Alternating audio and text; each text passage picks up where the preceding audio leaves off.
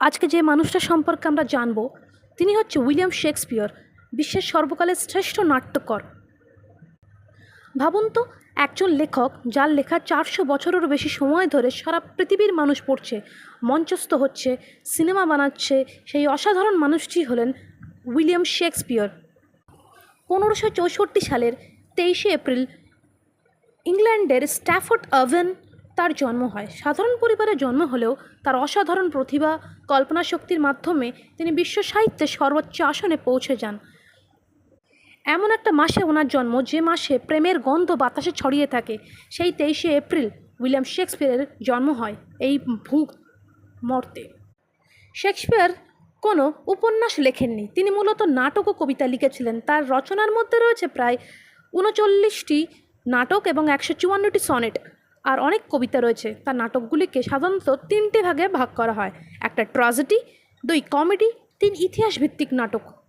তার সবথেকে বিখ্যাত ট্র্যাজেডিগুলির মধ্যে হলো হ্যামলেট, ম্যাকবেথ, ওথেলো, কিং লিয়ার। এই নাটকগুলো মানুষের লোভ, ক্ষমতা, আকাঙ্ক্ষা, ভালোবাসা, প্রতিশোধ, জীবনের কঠিন সত্যকে অসাধারণভাবে তুলে ধরেছে। অন্যদিকে রয়েছে as you like it, 12th night and a midsummer night's ড্রিমের মতো কমেডি। নাটকগুলো আজও দর্শকদের আনন্দ দেয়। শেক্সপিয়রের ভাষার শৈলী ছিল অসাধারণ শক্তিশালী। ইংরেজি ভাষায় অসংখ্য জনপ্রিয় শব্দ ও অভিব্যক্তি তার লেখার মাধ্যমে জনপ্রিয় হয়েছে। তার বিখ্যাত উক্তি to be or not to be আজও বিশ্বের সবচেয়ে পরিচিত সাহিত্যিক সংলাপগুলির মধ্যে একটি। 1616 সালে তার মৃত্যু হলেও তার সাহিত্য জগতেও আজও আমরা তাকে স্মরণ করে চলি। তিনি অমরত্ব পেয়েছেন। পৃথিবীর প্রায় প্রতিটি দেশে তার নাটক পড়ানো হয়, গবেষণা করানো হয় এবং নতুনভাবে নাটক মঞ্চস্থ করা হয়। তাই শেক্সপিয়র শুধু একজন নাট্যকার নন, তিনি এমন একজন স্রষ্টা যিনি মানুষের মন ও আবেগ, জীবনের গভীর সত্যকে তুলে ধরেছেন, যা শতাব্দীর পর শতাব্দী ধরে সমানভাবে প্রাসঙ্গিক।